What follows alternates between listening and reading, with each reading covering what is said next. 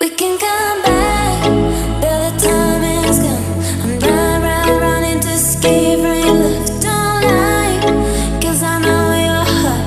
Don't try looking for someone to forget. 'Cause I gave you my whole life, and instead you gave me nothing. And you left me here lonely, hey, hey. I was lost on my own way. I will never be the same girl, but someone told me never lose faith, never lose faith. We can come back.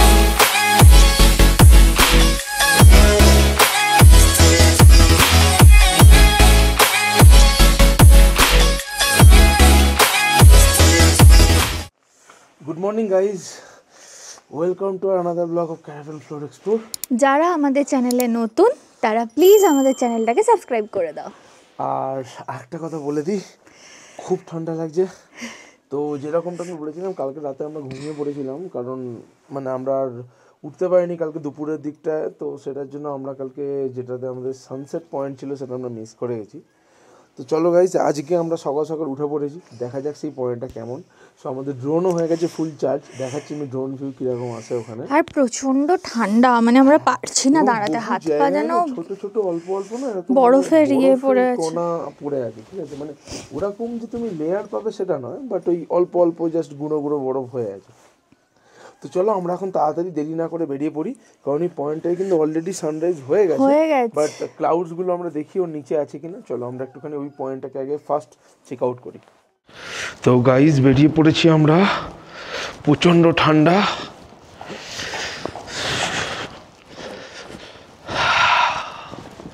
Extreme ঠান্ডা, মানে এখানে এত ঠান্ডা আমরা এক্সপেক্টও করতে পারিনি। তো চলো গাইজ বেরোই। গাড়ি আমাদের পার্ক ছিল এখানে নেবুলা, তো নেবুলা একটা কোল্ড স্টার্ট করানো যাক, দেখা যাক ফার্স্ট চান্সে স্টার্ট হয় কিনা।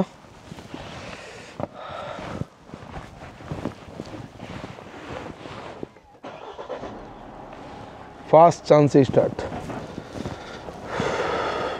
একটু গরম হোক। জায়গাটা কিন্তু অপরূপ সুন্দর, এটা কিন্তু মানে সকালের দিকটা মানে কি বলবো আর, মানে অসাধারণ জায়গাটা। আর এইটার বিষয়ে আমি আজকে বলবো ইন ডিটেল।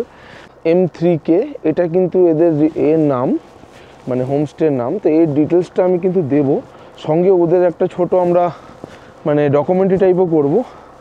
তো ঠিক করেছি এটা আমরা মোটামুটি লাঞ্চ টাইমে করব। তো এখন যাওয়া যাক, এটা একটুখানি আমরা জাস্ট টাইম দিই কোল্ড স্টার্টের জন্য। তো তারপর আমরা বেরিয়ে পড়ছি কিন্তু ওই গন্তব্যস্থলের উদ্দেশ্যে।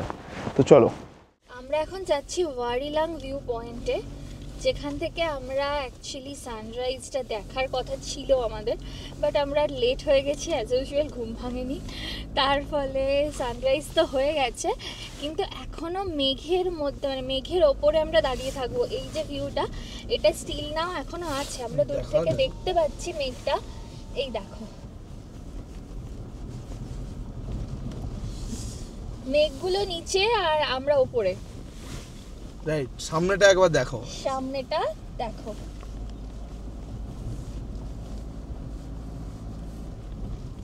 ইটস লিটারালি অসম না? অসম, জাস্ট অসম।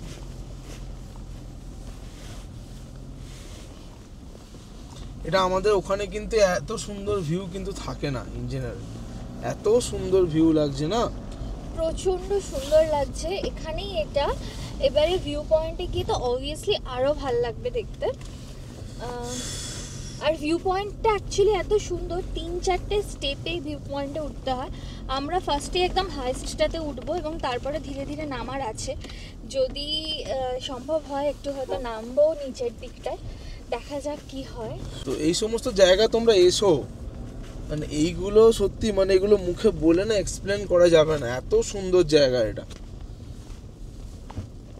সত্যি। মানে জায়গাগুলো মানে রাস্তাটা দেখো একবার, জাস্ট পুরো সেই মনে হচ্ছে সেই সিকিমের root. Wow,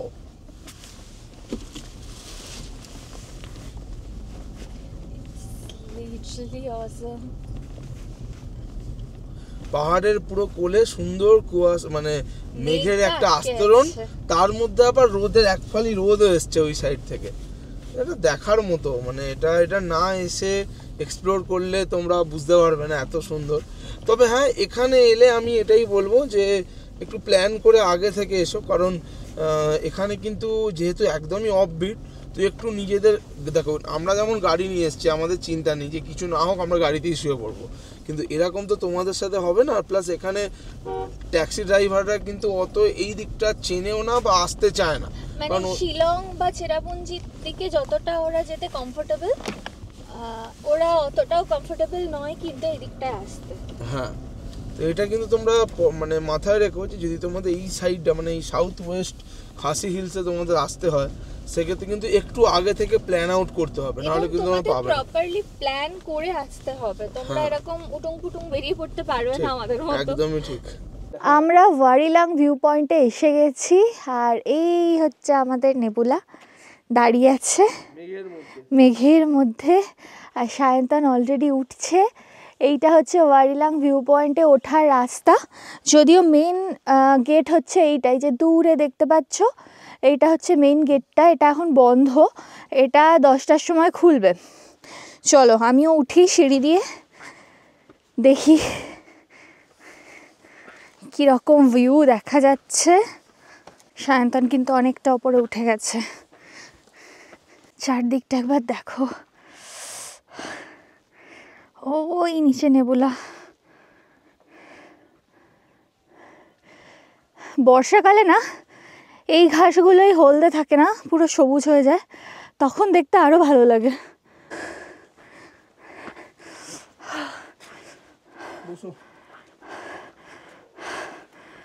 guys just see, আমরা মেঘের উপরে দাঁড়িয়ে আছি। নামই তো মেঘালয়। এই রাস্তাটা দিয়ে নামা যায় নিচে, কেউ নেই, শুধু আমরা দুজনই আছি, মানে সত্যি কোনো আওয়াজ নেই, মানে আমাদের দুজনেরই আওয়াজ শুধু দুজনেই শুনতে পাচ্ছি, মানে না না না আরো আওয়াজ আছে, সেটা হচ্ছে পাখির আওয়াজ। পাখি ডাকছে খুব সুন্দর। ছোট্ট একটু ইনফরমেশন তোমাদেরকে দিয়ে রাখি, দুটো জিনিস আছে এখানে আসতে গেলে তোমাদের কিন্তু নয় তোমাদের প্রাইভেট ট্যাক্সি নিয়ে আসতে হবে, আর নয় তোমাদের নিজস্ব গাড়ি নিয়ে আসতে হবে। এখানে কিন্তু কোনো শেয়ার ট্যাক্সির আমি দেখলাম না কোনো জায়গায় কিছু আছে বলে, কারণ এটা কিন্তু নোন রুট নয়, এটা অ্যাকচুয়ালি রুটে পড়ে। যেটা আমি স্পেসিফিকভাবে বুঝিয়ে দিই, শিলং আসার পথে, মানে আমরা ধরো শুরু করলাম গৌহাটি থেকে জার্নি, তোমরা যে কেউ তো আসবে অবভিয়াসলি গৌহাটি হয়েই আসবে, তো গৌহাটি থেকে যদি আসো তাহলে গৌহাটি থেকে ডাইরেক্ট তোমরা শিলং এলে, শিলং ক্রস করে মেঘালয়ের রুটটা ধরার পর দুটো রুট হয়ে যাচ্ছে, একটা হচ্ছে চেরাপুঞ্জির দিকে, একটা হচ্ছে যাচ্ছে তো মৌসিন নামের দিকে। তো আমাদের মৌসিন নামের রুটটা ধরতে হবে। মৌসিন নামের রুটটা ধরার পর মোটামুটি অ্যারাউন্ড ধরে নাও ওই 60 থেকে 70 কিলোমিটার আসার পর লেফট টার্নিং একটা ঢুকে যাচ্ছে, যেটার নাম হচ্ছে মাওকার ভাট। তো মাওকার ভাটি, এই জায়গাটার নামই মাওকার ভাট, তো এটাকে বলা হচ্ছে মেঘালয় মাওকার ভাট শিলং রোড। তো সেটা কিন্তু তোমাদেরকে মানে একটু খেয়াল করতে হবে, বা তোমাদের কোনো ট্যাক্সি ড্রাইভারের সাথে যদি কন্ট্যাক্ট করো তোমরা সেটাও কিন্তু ডিটেলস বলে দিতে পারো, কারণ না হলে কিন্তু এরা অতটা বুঝতে পারবে না। প্লাস এখানে কিন্তু মেঘালয়ের গাড়িটাই বেশি চলে আসামের গাড়ির তুলনায়। তো আসাম থেকে তোমরা যদি গৌহাটি থেকে কোনো গাড়ি নাও, তারা কিন্তু সচরাচর এখানে যে আসবেই তার কিন্তু কোনো মানে নেই। তো এটা বলে রাখলাম আগে থেকে, এটা খুব ইনফরমেটিভ জিনিস, কারণ এখানে আসতে হবে। তো তোমাদের যদি আসো তোমরা কীভাবে আসবে সেটা তোমাদের বলে রাখলাম। হ্যাঁ, প্রাইভেট গাড়ি থাকলে তো আমি অবভিয়াসলি গুগল ম্যাপে লিঙ্ক দিয়ে দেবো, সেটা দেখে তোমরা চলে এসো। তো এই হলো ব্যাপার। তবে এই জায়গাগুলো কিন্তু আনএক্সপ্লোর্ড জায়গা, এখানে কিন্তু অত লোকজন আসেও না, জানেও না, মানে এই নামগুলো ইনট্যাক্ট আছে, তাই জন্য এখানকার বিউটি মানে পুরো ভার্জিন বিউটি, মানে কেউ হাত দেয় না, কিছু করে না, এখানে কোনো নয়েজ নেই, দেখো না কোনো পলিউশন নেই, একটা তুমি প্যাকেট দেখতে পাবে না, কোনো পলিথিন পড়ে আছে, কিছু নেই, একদম পরিষ্কার, নিট অ্যান্ড ক্লিন। হ্যাঁ, এইটাই হচ্ছে মানে মাদার নেচার, একেই বলা হয়। তো যাই হোক, চলো, ভিউটা খুব সুন্দর উঠেছে, আমি একটা ড্রোন শট নিয়ে নিই, দেখো guys. We can come back, till the time is gone. I'm done running to escape from your love tonight. 'Cause I know you're hot. Don't try looking for someone to forget. 'Cause I gave you my whole life, and instead you gave me nothing. And you left me here lonely.